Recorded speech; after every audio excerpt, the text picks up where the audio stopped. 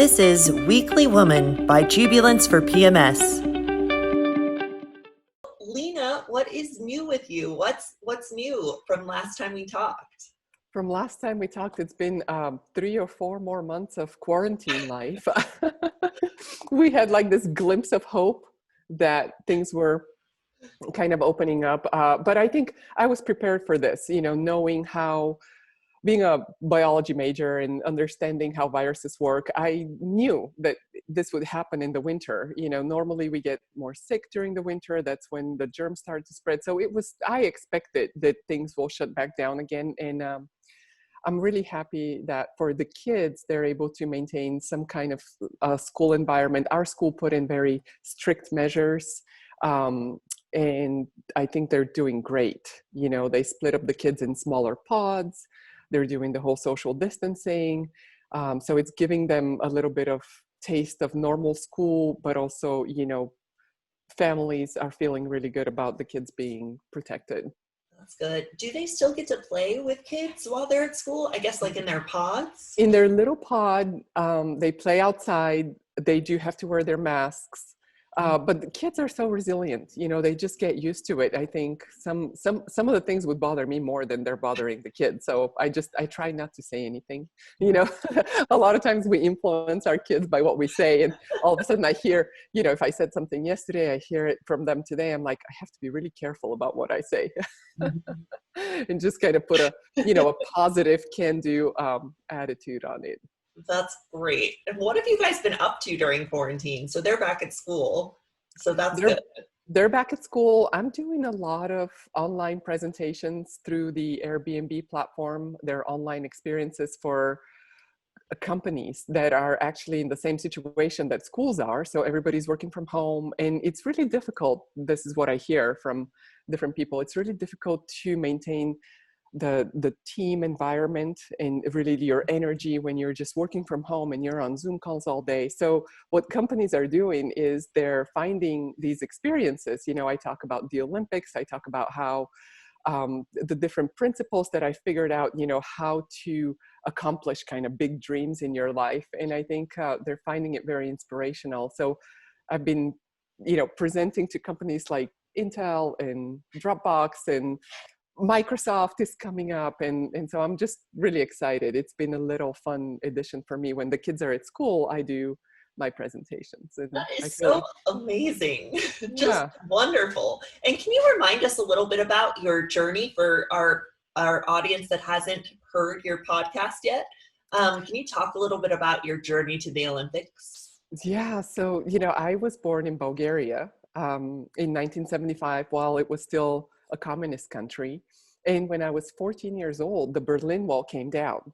And it was for the first time at that time that it was maybe possible to even think about going abroad. And so I started playing volleyball when I was really young. That was one of the ways during communism that you could have an opportunity to leave the country, because otherwise you weren't allowed to travel.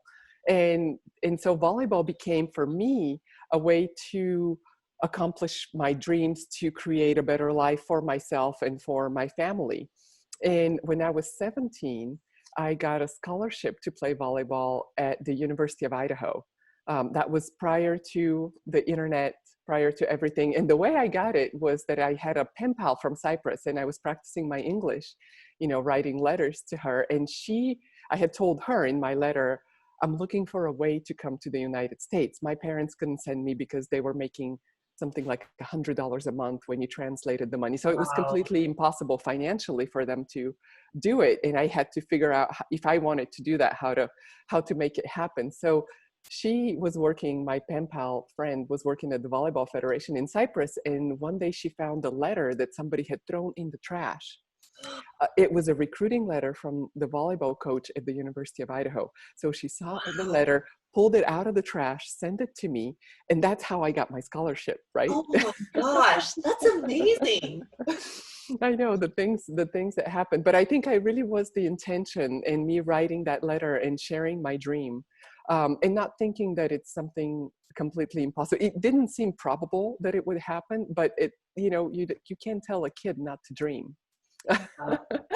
So yeah, go ahead. That's amazing. And like the Olympics, they were canceled this summer. Can you talk a little bit about that? Like all of these athletes must have been working and training and like dreaming about this day, and then it's canceled until maybe next summer. Can you Yeah, talk a little bit it's about just that? my heart goes out to all the athletes and the organizers and, everybody. It's such a huge movement and there's so many moving parts that have to happen. For an athlete, the Olympics are the epitome of just what you really motivates you on a daily basis to sacrifice, to make a ton of sacrifices. I started playing volleyball when I was 8. And in order to be on that track to where eventually I could have a chance to go to the Olympics, it's like you're not going to pool parties with your friends. You're not, so from the age of 10, 11, 12, you're on a track that you end up sacrificing so much. And so if something like this happens, I also thought about in 1980 when the Cold War was going on, and so athletes from the United States didn't go to Russia to compete. That's 4 years for these, especially those athletes that are gymnasts or, they're so dependent. There's like a time that you peak in your sport, right? And the longevity is maybe not so much where you can make the next Olympic cycle. It's so heartbreaking. I'm hoping that these athletes now are just kind of hanging in there. For me, the Olympics, once I came to the United States and started, my education, even though I was playing volleyball in college, I had kind of given up on my Olympic dream. I was more focused on getting my education. I was a biology degree. And once I graduated from college, I got a job at a vitamin company. And and I moved to San Diego, and I was just kind of playing beach volleyball for fun on the weekends, weekend warrior, just go out there. And in 1996, I was sitting in my living room in Mission Beach and watching the Olympics on TV. And so I would go out on the weekend and I'll try to do what, these amazing athletes were doing. And one of Wow. my friends just kind of said, "Hey, do you think you can play in the Olympics?" I said, "No way. How would that happen?" You're just thinking like that's a whole new sport. It's just so hard to imagine transferring your skills from indoor volleyball to beach volleyball. It's just like, it's so humbling, right? I mean, but little by little, what started happening is I was working, a year under my belt, another year in my corporate job. I was kind of started to get discouraged by the culture of, is it Friday yet? People just seemed so lackluster about their experience at work. And here I was, 21 years old, like, let's go and change the world. But I didn't meet that enthusiasm, at my work.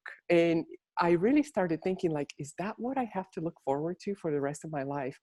And I had this thing about like, no, I don't want to live my life like that. I want to make something with my life. And that's when I said, well, what if I commit to this idea of qualifying and playing in the Olympics for beach volleyball? Of course, it wasn't so easy, but once I made that decision, I started taking little steps that eventually, against all odds, just 4 years after I had watched it on TV, my little sister and I, we played together. We ended up qualifying and playing in the Athens Olympics, and then made the jump to become professional and ended up playing in the Sydney Olympics first and then in Athens. That's so incredible. And for any of you who haven't heard Lina's other podcast for Weekly Woman, you have to listen to her journey of getting to the Olympics and how she qualified in 2 months and was able to get there. It's just incredible. So Lina, that is just amazing. Can you talk a little bit about the opening ceremonies? What was that like in Athens, your first opening ceremonies there? It's kind of a out of this world experience. You walk into the stadium. First of all, the way the athletes were staged by country under the stadium, where the entrance of the stadium is. And so you're with all these other athletes from all over the world. And I remember seeing Roger Federer, and just going like, just pinching myself, like, is this for real? And so once the opening ceremonies are happening, the athletes start walking out. And then once you walk out on that stage and you see, this enormous stadium full of people. Then you see all the video cameras from all over the world are pointing at you. It's just like, you feel like you're walking on clouds. It was everything that, and for me, just feeling almost like an outsider, right? Because, here I was on my journey, never thinking that I could have a chance to do that. And then actually being there, I really had to pinch myself hard a couple of times. Oh, Yeah, that's it was amazing. amazing. Oh my gosh. And you're an Olympic athlete and you still get your period. You were telling me a little bit about your story at the Olympics. Would you mind Yeah, sharing it? so, being just starting with volleyball at such an early age and starting to play, I remember how horrified I was of getting my period. And, with volleyball, just being a girl, having to compete and having to manage that experience. And for me, my periods were always really painful. I had cramps Oh, really, really badly ever since I was a little girl. And I remember that if I was somehow,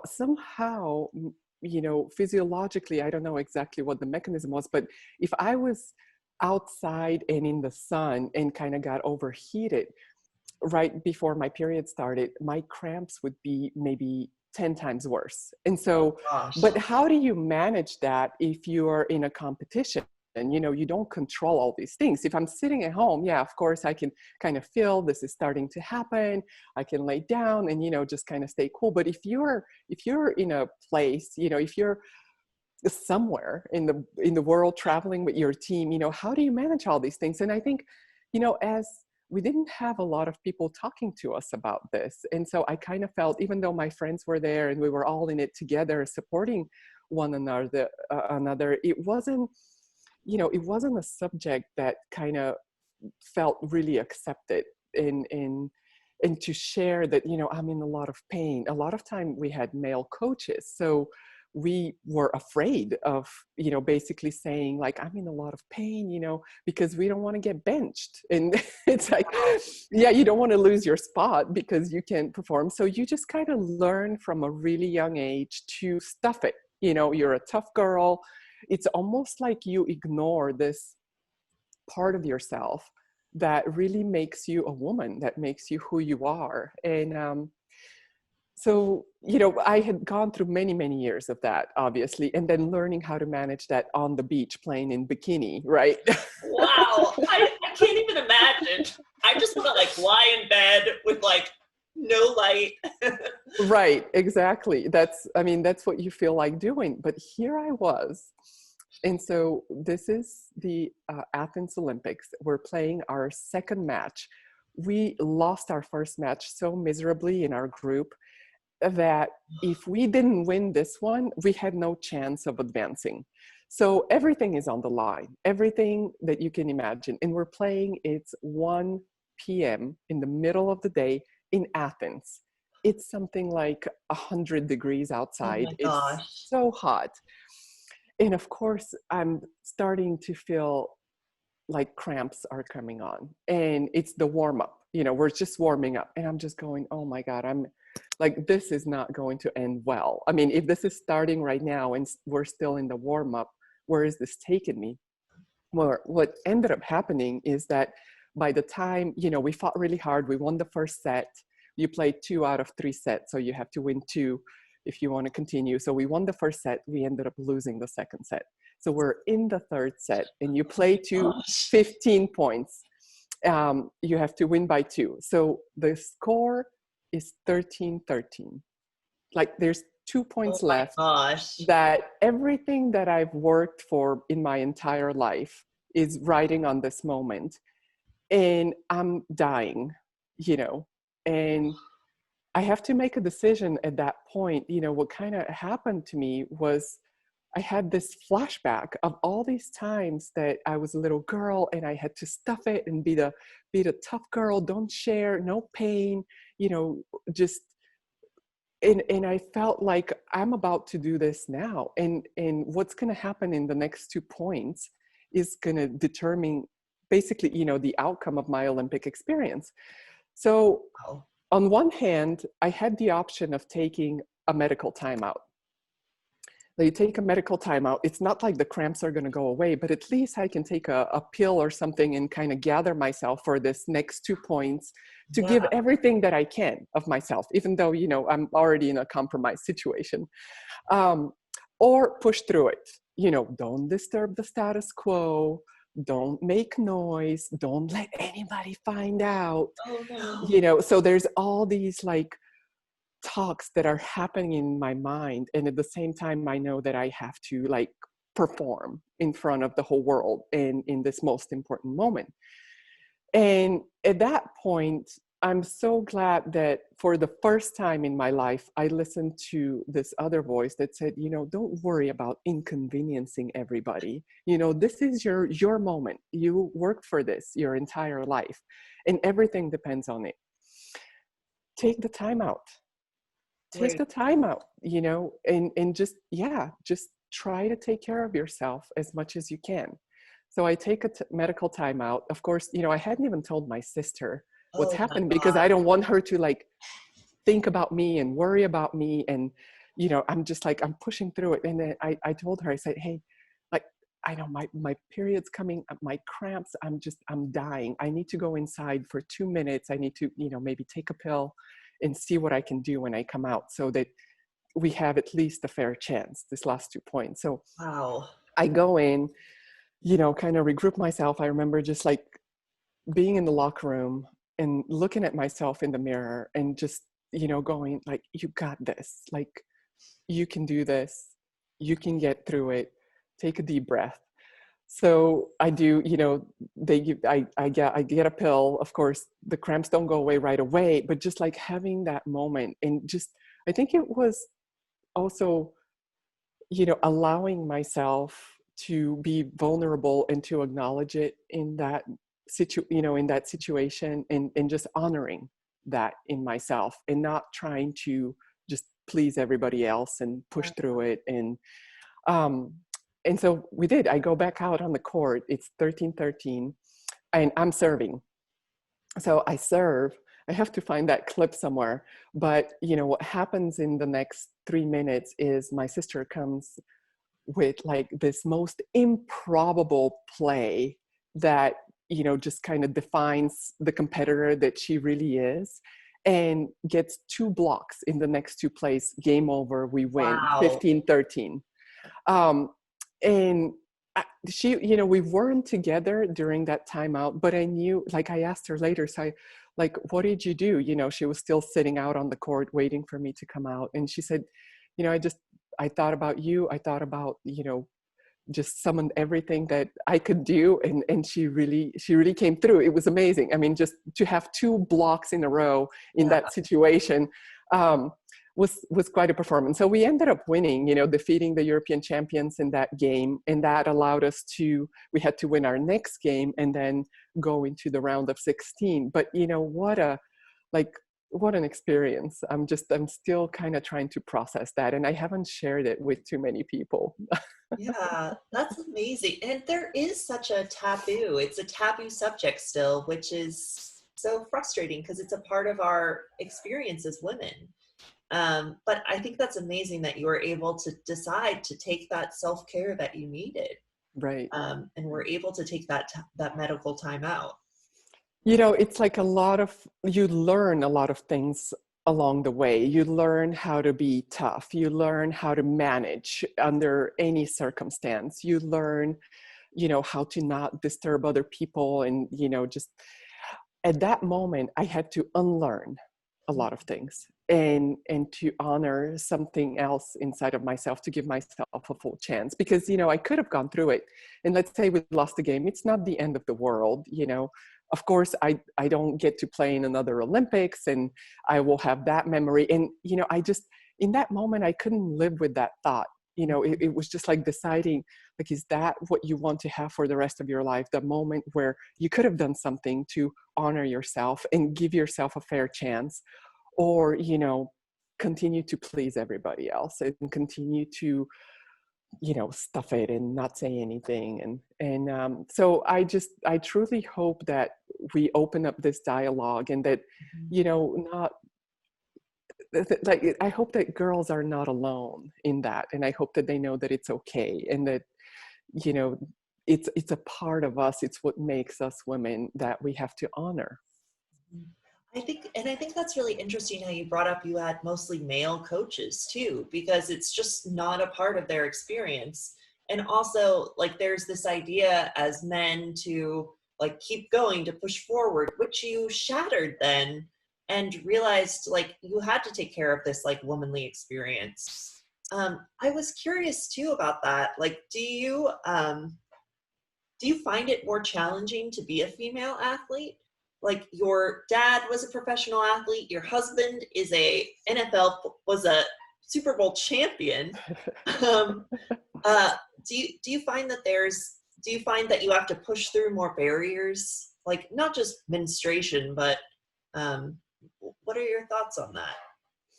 Absolutely. I think, you know, I was lucky because our dad raised my sister and I um, to not think of ourselves any different or any less capable. You know, the gender barrier in Bulgaria didn't exist as much as it does, believe it or not, here in the United States. Wow, that's Um, amazing. and I think from that perspective, I felt like I can do anything that I set my mind to. However, you do, I mean, like these monthly occurrences, that's just one thing. But also, you know, hormones, managing my body weight, like that was another big thing for me, is that I always had problems to manage my weight. And I don't know if that was because of hormones or because my body structure, or because of, you know, everything else that us as women, we have to deal with. But, you know, that was really difficult too. So, you know, body image. I had a coach, this is an interesting story. I had a coach when I was 16 years old in Bulgaria that had, you know, he said, we're all going to be in better shape. We're going to win the national championship. And we were all for that. He said, okay, now everybody get on the scale. So he weighed all of us. And you know, he gave us these arbitrary numbers. So it's like, no, you have to lose 3 kilos. You have to lose this. You have to, I think I had to lose 2 kilos, which is something like, you know, 5 pounds. Doesn't seem like a lot, but, and you have a week to do it. Oh my God. So I go through the week and I'm like literally starving myself and eating apples, you know, and still trying to practice twice a day and go to school at that time. And I couldn't lose the weight. I don't know if it was just like the fear or like my metabolism shut down, but I couldn't lose the weight. And I'm sitting there. So the consequence was that you are kicked off the team until you lose the weight. What? That's Yeah. crazy. I know. But that was the times, you know, this is how you did things. You either conform or you're out. And so I'm Wow. sitting there crying Sunday morning because I know the next day, Monday, is we have our weigh-in. And my mom, you know, she just looks at me and she's feeling so sorry for me. And I said, Mom, I don't know how I'm going to do it, but I can't lose my spot on this team. You know, like my whole identity, everything that I wanted to do is wrapped up in this thing that I've spent so much of my life building.